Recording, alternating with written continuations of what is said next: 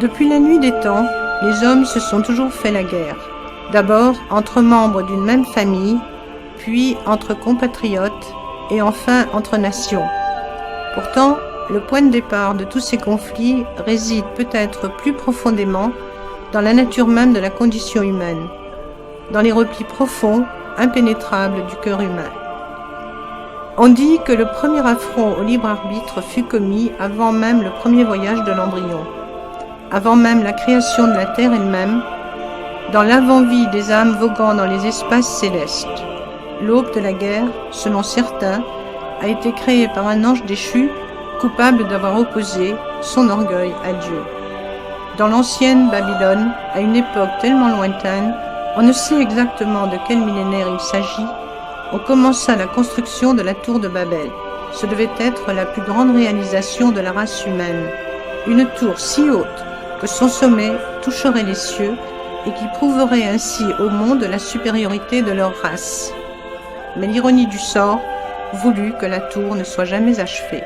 Le temps passa, les nations chutèrent, puis vint l'âge des machines, et une fois encore, l'ingéniosité de l'espèce qui dominait toutes les autres révéla ce qui était à l'époque la réalisation la plus monumentale jamais imaginée. La plus grande machine jamais construite, une machine tellement gigantesque et tellement révérée, avant même sa première démonstration, qu'un seul nom pouvait lui convenir, le Titanic. Le 10 avril 1912, il prit la mer. On disait de ce navire que Dieu lui-même ne pourrait pas le couler, mais l'ironie du sort voulut que l'élément même qui devait le maintenir à flot le fit couler, l'eau, de l'eau glacée sous la forme d'un iceberg. Il n'acheva même pas sa traversée. Puis la génération suivante entreprit de réécrire les pages de l'histoire. Il s'agit peut-être de la dernière génération, celle de l'ère de la conquête spatiale. La concurrence entre les rivaux était sans précédent. De puissantes nations dépensèrent des milliards dans cette rivalité acharnée pour devancer leur adversaire. L'Union soviétique mit le premier animal, le premier homme. Elle comptabilisait 5 fois plus d'heures dans l'espace que les États-Unis. Et en juin 1969, à près d'un mois avant le lancement d'Apollo 11, elle lança une sonde non habitée vers la Lune, destinée à rapporter le premier échantillon de terre d'un autre monde. La course était serrée à ce point-là. Si la sonde non habitée ne s'était pas écrasée sur la surface de la Lune, l'Union soviétique aurait rapporté le premier caillou lunaire sur Terre. Richard Nixon, président des États-Unis à l'époque, tint les propos suivants au sujet du dernier exploit humain. C'est la semaine la plus incroyable depuis la création, le plus grand événement depuis la création des océans, depuis l'origine de l'univers lui-même, depuis la conception et la formation du délicat œil humain par lequel toutes les choses sont perçues. C'était un engin volant avec ses 2 passagers, atterrissant sur la surface de son voisin céleste et regagnant son point de départ. Encore une fois, l'ironie du sort tient à cette grande fanfaronnade des hommes.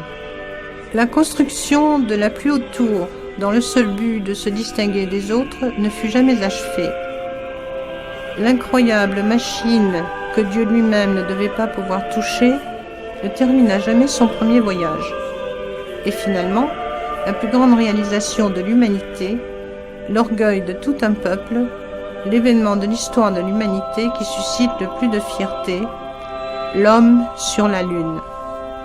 20 ans plus tard, avec des années de retard sur le planning fixé, le même programme spatial ne parvenait toujours pas à mettre en orbite autour de la Terre un télescope avec un objectif qui fasse une mise au point correcte.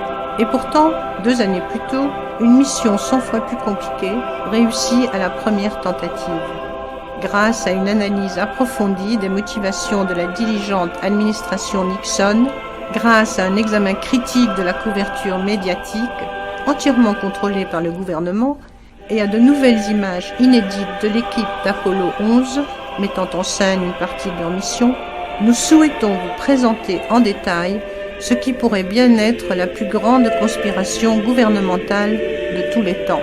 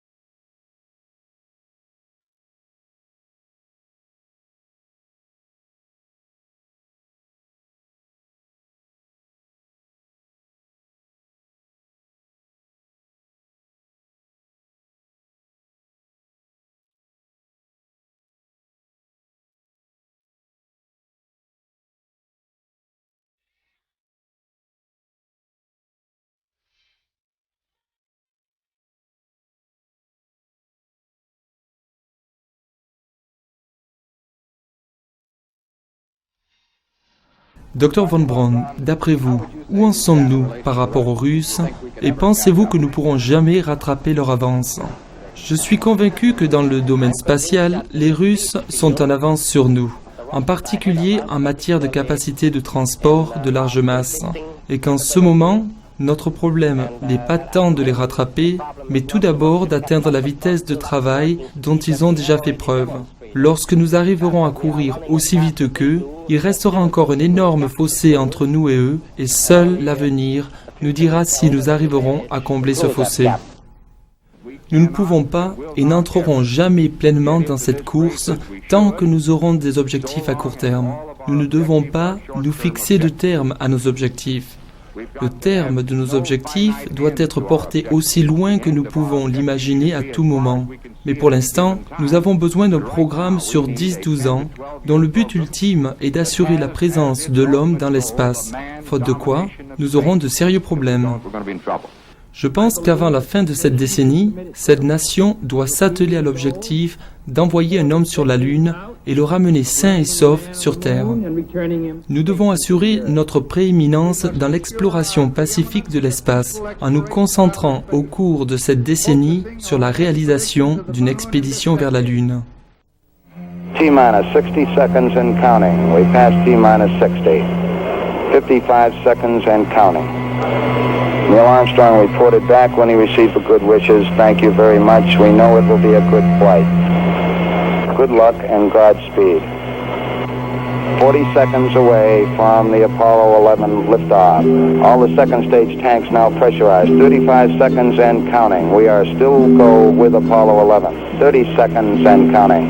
Astronauts report it feels good. T-minus 25 seconds. 20 seconds and counting. T-minus 15 seconds. Guidance is internal. 12, 11, 10, 9. Ignition sequence start. 6.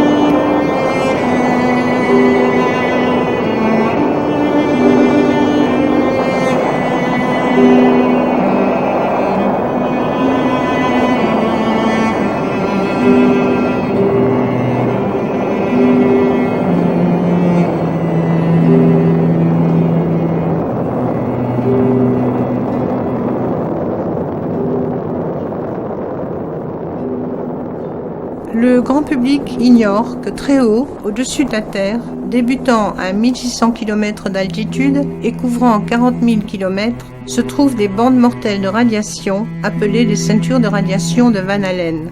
Toutes les missions spatiales habitées de l'histoire, menées par les États-Unis comme par l'Union soviétique, depuis la première en 1961 jusqu'à présent, sont toujours restées bien en deçà de ce champ de radiation mortelle. Mercury, Gemini, Soyuz, Skylab, la navette spatiale, toutes ont maintenu des altitudes bien en deçà des 1600 km, toutes sauf Apollo. Les soviétiques plus expérimentés avaient passé 100 heures dans l'espace pour chaque tranche de 20 heures pour les Américains. Afin de survivre la traversée d'1 heure et demie de ce champ de radiation, étape nécessaire pour atteindre la Lune et en revenir, il fallait un blindage en plomb solide pour protéger les astronautes de l'exposition aux radiations externes. L'énorme fusée Saturn V, utilisée par Apollo, mesurait déjà 35 étages de haut et pesait autant qu'un navire de guerre. Ajouter un poids supplémentaire sous la forme d'une barrière en plomb entourant complètement les membres d'équipage aurait rendu le décollage de l'engin impossible. C'est pourquoi les Soviétiques, pourtant plus en avance que les Américains, se sont seulement contentés d'envoyer une sonde non habitée sur la Lune. Le blindage le plus étroit du vaisseau spatial Apollo mesurait moins de 3 mm en aluminium léger. En 1998, la navette spatiale vola à une altitude de 563 km, l'une des plus hautes altitudes jamais atteintes, soit des centaines de kilomètres en deçà du début de ce champ de radiation si intense. Malgré la distance à laquelle ils se trouvaient, les astronautes, engoncés dans leur combinaison à l'intérieur de leur vaisseau spatial, virent à travers leurs yeux fermés des éclairs de lumière qu'ils décrivirent comme des étoiles filantes. Éclairs provoqués par le passage successif de la radiation à travers le blindage du vaisseau, à travers leur combinaison, leur crâne, mais aussi la rétine de leurs yeux fermés. CNN publia donc le compte-rendu suivant, faisant état de la surprise de la NASA. Ces électrons qui font en ce moment l'objet d'études pourraient non seulement avoir un effet important sur les satellites, ce qui s'est déjà produit dans le passé, mais pourraient également affecter les astronautes en émettant de fortes doses de radiation nuisibles à leur santé. Les électrons peuvent pénétrer à travers divers matériaux, y compris les combinaisons des astronautes, et peuvent en fait passer au travers des murs de la station spatiale et créer de fortes charges au cœur même de ces objets. Le président Kennedy, qui avait une formation de politicien et non de scientifique, a fixé le but irrévocable d'envoyer un homme sur la Lune avant la fin des années 60. Cela dit, quelques jours seulement après que le premier homme ait passé 16 minutes dans l'espace sans même avoir réalisé une seule orbite autour de la Terre. Nous choisissons d'aller sur la Lune pendant cette décennie et d'accomplir toutes ces autres actions, non parce qu'elles sont faciles, mais justement parce qu'elles sont difficiles. Nous prenons un risque supplémentaire en le faisant sous les regards du monde entier. Mais comme l'illustrent les pieds de l'astronaute Shepard, ce risque ne fait que rehausser notre stature lorsque nous réussissons. La technologie nécessaire au lancement de l'énorme fusée Saturne V est similaire à 95% à celle du lancement d'un missile balistique intercontinental. Lorsque l'Union soviétique lança le premier satellite de l'humanité, le Spoutnik, en 1957, les États-Unis redoutèrent alors que les Russes ne conquièrent l'espace avant eux et qu'ils n'utilisent cet avantage pour lancer la première attaque nucléaire depuis une orbite placée très haut au-dessus de l'Amérique du Nord. Lorsqu'ils envoyèrent également le premier homme, l'envoi du premier équipage de 3 hommes et pour la toute première fois la mise sur orbite simultanée de 2 vaisseaux spatiaux, l'inquiétude fit place à la peur, puis à l'horreur, tandis que les États-Unis voyaient leur ennemi communiste réaliser toutes ces premières sans aucun espoir de jamais les rattraper. Monsieur le Président, un membre du Congrès a fait part aujourd'hui de sa lassitude de voir les États-Unis à la traîne de la Russie dans le domaine spatial. J'imagine qu'il exprime ainsi un sentiment partagé par beaucoup. Dans quelle mesure est-il possible que nous rattrapions et peut-être même dépassions la Russie dans ce domaine? Quel que soit le degré de lassitude de chacun, et personne n'est plus excédé par cette situation que moi-même, il est clair que cela va prendre un certain temps et que nous devons nous faire à cette situation.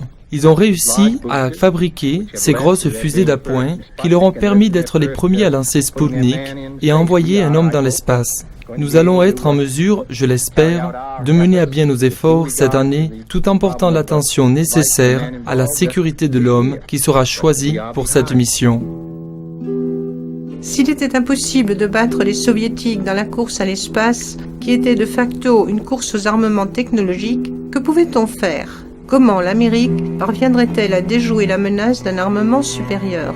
Dans toute l'histoire des rivalités et des guerres, d'ingénieux généraux, à la tête d'armées plus faibles que celles de leurs adversaires, ont eu recours à la ruse et la désinformation pour remporter la victoire. Pendant la Seconde Guerre mondiale, par exemple, des colonnes de chars gonflables furent disposées loin de la Normandie pour attirer les forces allemandes loin du véritable lieu du débarquement. Le programme de défense de la guerre des étoiles a truqué des tests pour faire croire que le programme était plus avancé qu'il ne l'était vraiment. l'objectif était de tromper l'Union soviétique sur les capacités militaires américaines.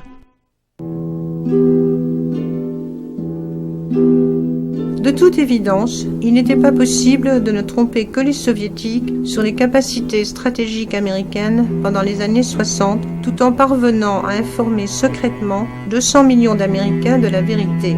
Afin de convaincre les soviétiques que les États-Unis disposaient de la capacité d'aller sur la Lune, tout le monde devrait y croire aussi. De plus, il y allait de la fierté d'une nation et de l'objectif de créer un martyr, sans mentionner la contestation grandissante à l'intérieur du pays contre un gouvernement qui envoyait des dizaines de milliers de vies à la mort dans une guerre étrangère marquée du sceau de la contradiction et de l'ambiguïté. De plus, le programme Apollo avait déjà coûté des milliards de dollars. S'il ne parvenait pas à atteindre son objectif après un tel investissement, il représenterait à coup sûr une pilule très difficile à avaler pour les contribuables. Le coût du programme, dont le seul objectif était d'être les premiers à planter un drapeau sur un caillou sans vie, situé dans la banlieue de la Terre, est de 135 milliards en dollars constants. Avec une marge de profit de simplement 7%, cela équivaudrait à un profit de plus de 9 milliards de dollars pour les entreprises choisies par leurs amis de la NASA. Si l'engin se contentait de n'atteindre que l'orbite terrestre, comme l'avaient déjà fait les missions précédentes, la fabrication d'autres éléments n'aurait pas été aussi coûteuse et encore plus de profit aurait pu être réalisé. 135 milliards peuvent nourrir 2 millions de personnes pendant leur vie entière. Ils peuvent également financer la construction de 2 millions de logements de 3 pièces. Pourtant, comment a-t-on pu garder pendant si longtemps le secret sur une telle entreprise ? En ce qui concerne ce dernier aspect, il suffit de se souvenir qu'une énigme toujours non résolue, remontant à 6 ans auparavant, l'assassinat du président Kennedy, continue de hanter les esprits de la majorité des Américains. Bien que l'assassinat de l'assassin ait pourtant rendu évident l'existence d'une conspiration, la vérité sur cette affaire n'a toujours pas été établie. Par son ampleur, le secret des fausses missions Apollo ne peut être comparé qu'au projet Manhattan. La construction secrète de la première bombe nucléaire au début des années 40 a impliqué 129 500 personnes sur une période de 3 ans et pourtant le secret n'avait pas été percé. Un quart de siècle plus tard, les méthodes et la technologie de l'espionnage ont certes fait des progrès, réduisant considérablement le nombre de personnes au courant d'une vaste opération clandestine. Juste une année avant la première mission sur la Lune, la NASA a lancé le satellite Tetra, spécialement conçu pour simuler l'émission de données depuis la Lune afin que les équipes à terre puissent s'entraîner dans les manœuvres d'atterrissage d'une manière très similaire à la façon dont les astronautes ont répété leur mission dans leur propre simulateur. Ce satellite serait prétendument retombé sur Terre. Si ce n'était pas le cas, tout ce qui aurait été nécessaire au cours du véritable vol serait, à quelques nuances près, une simple transmission de l'un de ces programmes informatiques au satellite afin d'être retransmis jusqu'à Houston. Ceci pourrait se faire simplement en appuyant sur un bouton. Plusieurs ordinateurs et leurs opérateurs trompés recevaient ainsi des informations préalablement falsifiées, y compris l'emplacement, l'altitude supposée du vaisseau spatial et la consommation de carburant, comme si ce vaisseau spatial effectuait vraiment sa descente de la surface de la Lune. Le fait que le programme Apollo était tellement divisé entre différents départements avec plusieurs sites de construction et de tests répartis dans tout le pays, peu de personnes avaient une vue d'ensemble du projet. Et pour la première fois, il n'y eut pas de couverture médiatique indépendante d'un tel événement historique. Toutes les images et les sons distribués au public furent strictement contrôlés et visionnés à l'avance par le gouvernement fédéral, pour être ensuite diffusés sans autre vérification jusqu'à ce jour. Car qui aurait pu penser que l'invraisemblable n'était pas seulement possible, mais absolument vrai?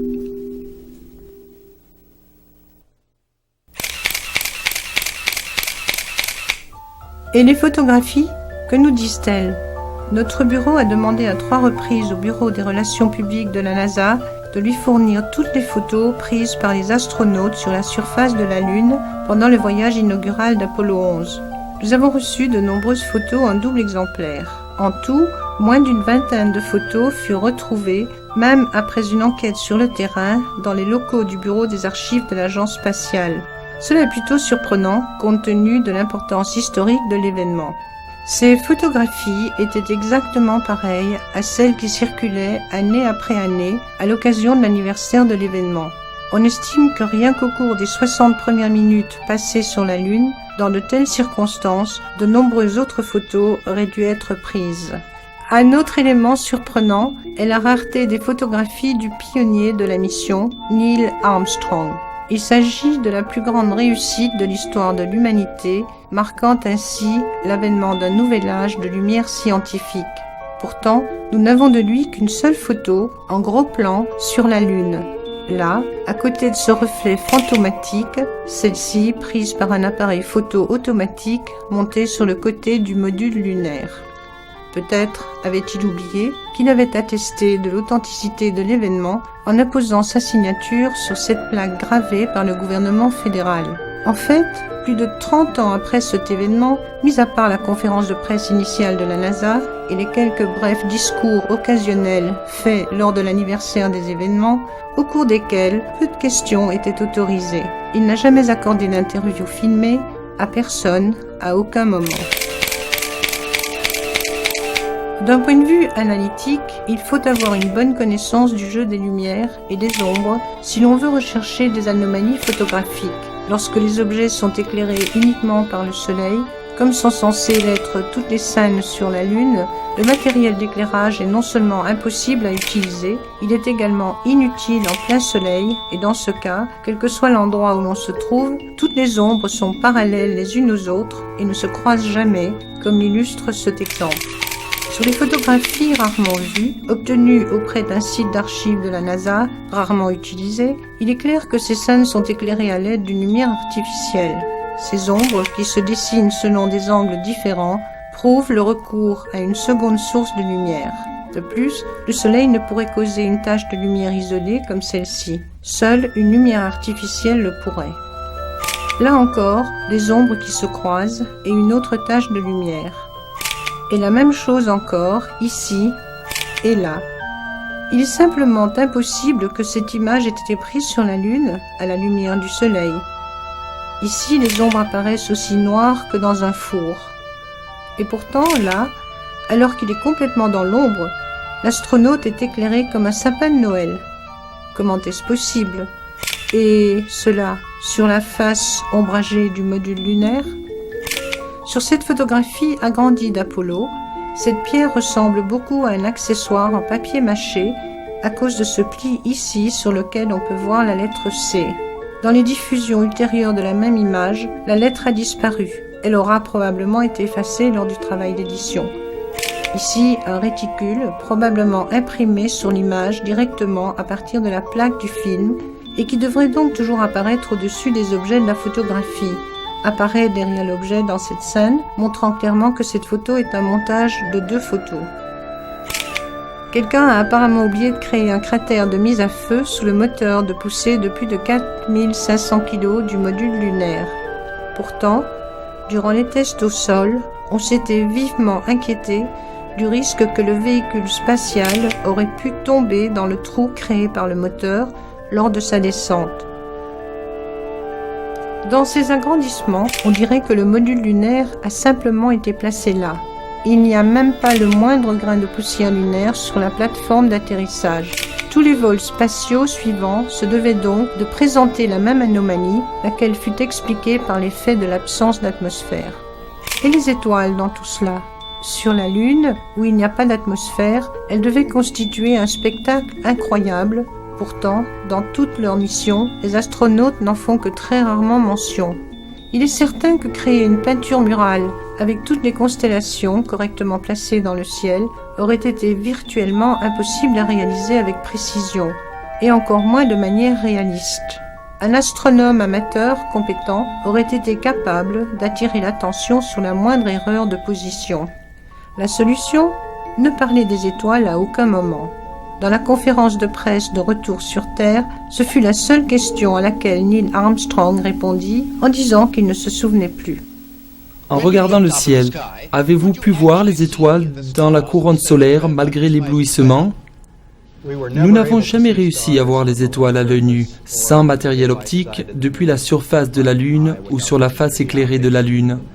Je ne me souviens pas avoir vu d'étoiles lorsque nous photographions la couronne solaire. Je ne me souviens pas d'en avoir vu. Mais quelques années plus tard, Michael Collins se souvient avoir vu les étoiles et il en parle dans son livre « Expédition sur la Lune ». Il semble que sa mémoire s'est améliorée avec l'âge. Pourquoi les étoiles n'apparaissent-elles sur aucune photographie? Tout simplement parce que la bonne ouverture du diaphragme de la caméra, presque entièrement fermée, est nécessaire pour compenser la lumière vive du soleil sur la surface de la Lune, a complètement atténué la faiblesse des taches de lumière relativement distantes. Cette réponse est exacte. Cela n'explique pourtant pas pourquoi ils n'ont jamais pris de photos d'étoiles eux-mêmes, alors qu'ils bénéficiaient d'une exposition parfaite pour cela. Et bien qu'ils aient amené des engins motorisés sur la Lune, ils n'ont jamais pris de télescope photographique.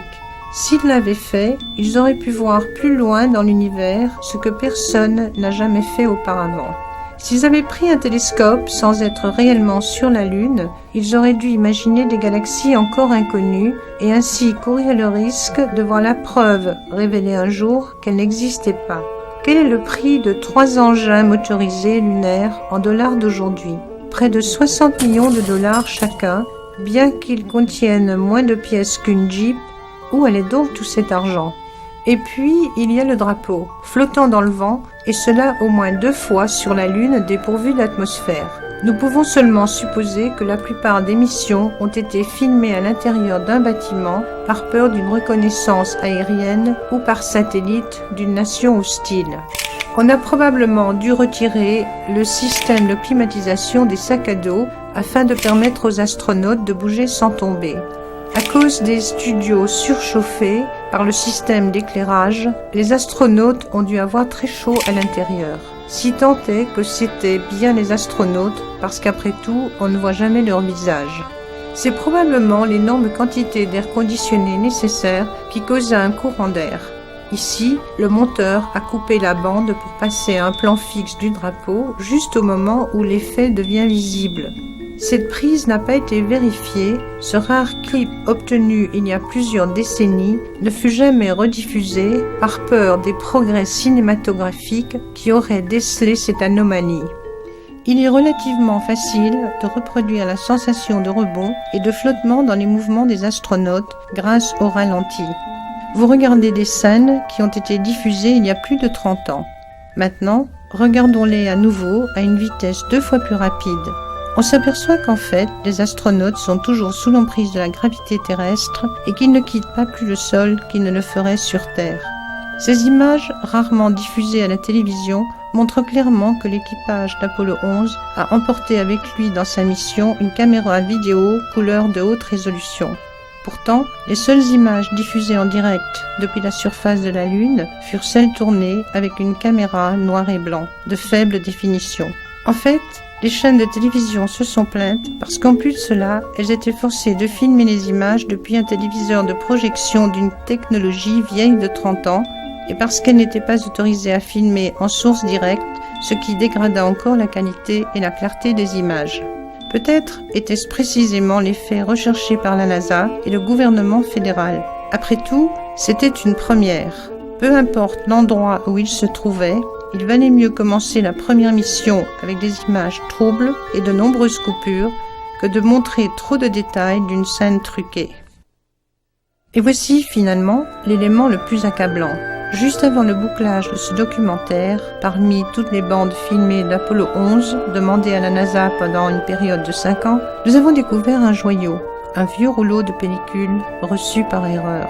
Il contient des images brutes, non éditées, de l'équipage d'Apollo 11. Ce document en couleur montre Michael Collins, Edwin Aldrin Jr. et Neil Armstrong en train de répéter une partie de leur mission pendant près d'1 heure.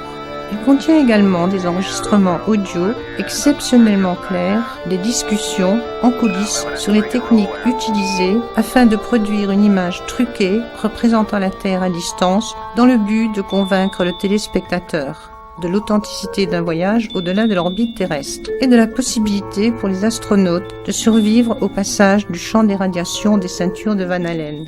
Il est impossible de penser que la répétition ait eu lieu pour une autre raison avant la mission. Le rouleau est lui-même découpé par la caquette cinématographique et il est daté des 18, 19 et 20 juillet 1969, les jours de la mission où ils étaient censés approcher et atteindre l'orbite de la Lune. De plus, il est évident qu'ils se trouvent dans une véritable gravité zéro à bord du véritable vaisseau spatial, détail nécessaire pour convaincre les médias de l'authenticité du voyage, mais certainement pas plus loin que l'orbite de la Terre comme vous allez le voir. Dans cette bande totalement inédite, non seulement la conversation radio entre les astronautes et la salle de contrôle de Houston est audible, mais il y a également en arrière-plan une conversation privée entre l'équipage et un mystérieux souffleur qui rappelle aux astronautes ce qu'ils doivent dire, quand ils doivent parler et comment manipuler la caméra pour obtenir le trucage recherché. La NASA affirme que les transmissions de Houston étaient les seules à parvenir aux astronautes. Écoutez maintenant la salle de contrôle à Houston lancer une conversation avec l'équipage. Il est évident que les astronautes sont trop préoccupés par les trucages en coulisses pour répondre. Quelques instants passent et l'erreur est relevée par une troisième personne mystérieuse qui les appelle rapidement et leur dit « Parlez ». Immédiatement après, Neil Armstrong parle. Hello, Apollo 11. Houston, Goldstone says that the TV looks great. Over.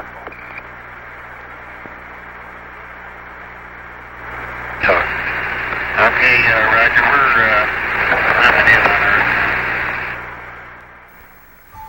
Une fois de plus, ils essayent de créer l'illusion que la Terre se trouve à une grande distance pour prouver l'authenticité de leur voyage et leur capacité à survivre aux ceintures de radiation de Van Allen.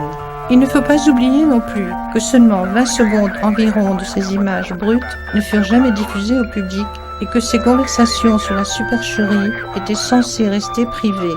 Elles le sont restées jusqu'à présent. Ici, ils discutent du fait que ces transmissions télévisées ne furent pas diffusées en direct, contrairement à ce que tout le monde a cru. Elles étaient tout d'abord visionnées et éditées pour être diffusées en différé plus tard. Roger, Neil. We just wanted a narrative such that we can, when we get to playback, we can sort of correlate what we're seeing. Thank you very much.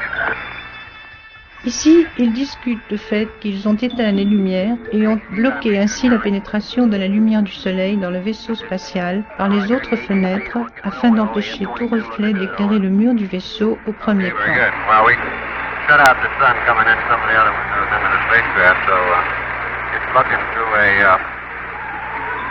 number one window, and there isn't any reflected light. En réalité, ils firent cela pour que la vérité de l'affaire ne soit pas révélée. Cette vérité, la voici. Bien que le gouvernement fédéral veuille vous faire croire qu'il s'agit d'une vue de la Terre depuis la fenêtre du vaisseau spatial en phase d'approche de la Lune, ce n'est pas le cas. Ils ont ingénieusement placé la caméra à l'arrière du vaisseau spatial et centré l'objectif sur une fenêtre circulaire au premier plan, à l'extérieur de laquelle on peut voir la Terre en orbite basse. La circonférence de la fenêtre semble donc être le diamètre de la Terre vu de loin, et les murs foncés du vaisseau font croire au vide sidéral qui l'entoure. C'est pourquoi ils voulaient que l'intérieur soit sombre et empêcher le soleil de pénétrer par les autres fenêtres. Ici, vous pouvez voir que cette fenêtre a une épaisseur de près de 5 cm à sa base. C'est parce que le rayonnement de la Terre pénètre à l'intérieur par le bas. Cela provoque également la forme irrégulière de la Terre, parce que vous voyez l'extérieur de la fenêtre en bas et l'intérieur de la fenêtre en haut, qui, ensemble, forment deux moitiés de taille différente d'un même cercle. Par la suite, cette prise ne fut jamais utilisée.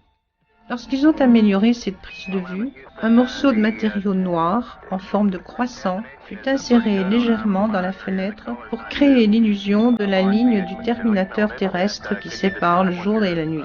C'est étonnamment convaincant.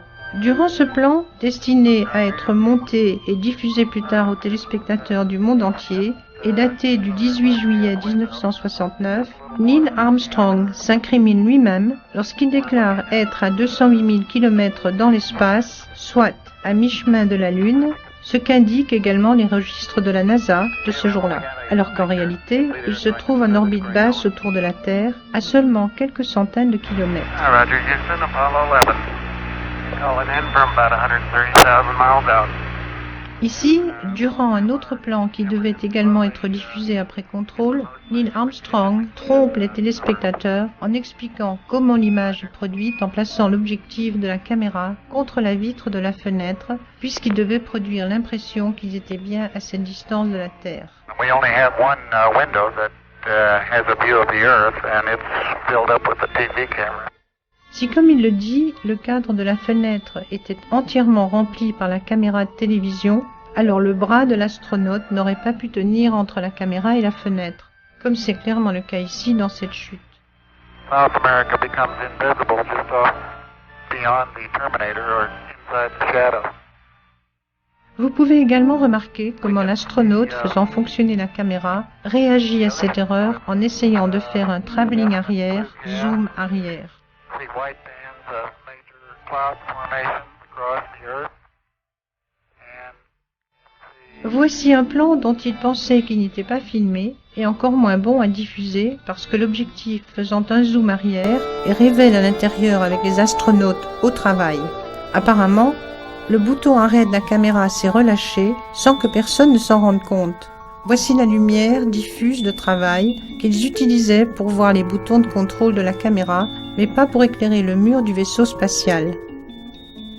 Ici, ils retirent une partie du croissant.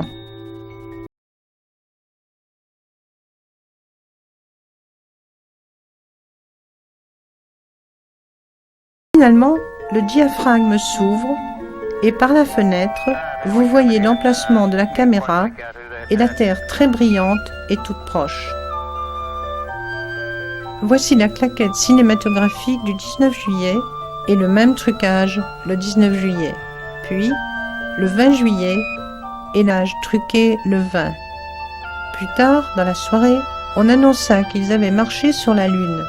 Comment est-ce possible, alors qu'ils étaient dans l'orbite de la Terre encore 9 heures auparavant et que la Lune est à quelques 3 jours de voyage? De plus, s'ils étaient vraiment allés sur la Lune, pourquoi auraient-ils simulé certains faits? Pourquoi ce trucage par la fenêtre? En faisant semblant d'être à mi-chemin de la Lune, il devient évident qu'ils ont fait cela parce qu'ils ne pouvaient même pas en atteindre la mi-chemin. Cela confirme ainsi que l'obstacle rédhibitoire à la route du succès était les radiations mortelles des ceintures de radiation de Van Allen. Puisque les missions ultérieures des 40 mois suivants utilisèrent le même équipement, aucune d'entre elles n'a donc pu atteindre la Lune. Ils ont seulement amélioré leur habilité à mettre en scène ces missions. Lors de la projection télévisée de la seconde mission de l'homme sur la Lune, des téléspectateurs téléphonèrent aux chaînes de télévision pour se plaindre de l'interruption des rediffusions de la série I Love Lucy. Il apparut clair que, pour les contribuables, une seule mission suffisait. Mais ce n'était pas assez pour le gouvernement, ni les entreprises ayant obtenu des contrats. Quelle heureuse coïncidence que la mission suivante met en jeu des questions de vie et de mort, Apollo 13. Maintenant, le public allait prendre plus au sérieux les missions vers la Lune et se replongerait dans cette histoire passionnante. Nous nous rendons compte maintenant que la raison pour laquelle Neil Armstrong n'a jamais accordé d'entretien filmé est peut-être parce qu'il ne veut plus mentir. Quelle menace aurait été proférée contre des hommes aussi respectables ou contre leur famille pour s'assurer de leur coopération réticente et plus tard du silence sur cette heure encore sombre de l'histoire américaine. Le plus haut responsable de la NASA, James Webb, démissionna sans donner d'explication quelques jours seulement avant la première mission Apollo. Pourquoi alors qu'il était sur le point d'accomplir la plus grande réalisation de sa carrière? Les 3 astronautes d'Apollo 11 ont tous démissionné peu de temps après leur retour. Lors du 25e anniversaire de l'événement, Neil Armstrong fit une rare apparition publique et retint ses larmes lorsqu'il prononça ces quelques brèves remarques mystérieuses devant la prochaine génération de contribuables en visite à la Maison-Blanche. Nous avons aujourd'hui avec nous un groupe d'étudiants qui compte parmi les meilleurs des États-Unis. Nous vous disons, nous avons seulement accompli le début.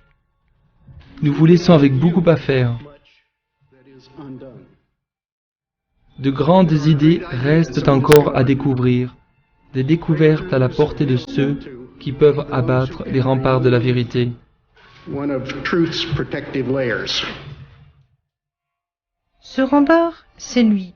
Peut-être, un jour prochain, avec la publication de ces images et de leur signification, les vrais patriotes des États-Unis se lèveront ou se feront connaître, et ils nous libéreront de l'emprise d'une telle machination et d'un gouvernement fédéral rongé par la gangrène. Même si la vérité devait provoquer la démission du gouvernement, ce gouvernement ne mériterait pas de rester en place et une amélioration s'ensuivrait nécessairement. Nous sommes tous mortels, nous mourrons tous un jour. Peut-être le désir de libérer sa conscience avant ce dernier moment est ce qui fera éclater la vérité en pleine lumière.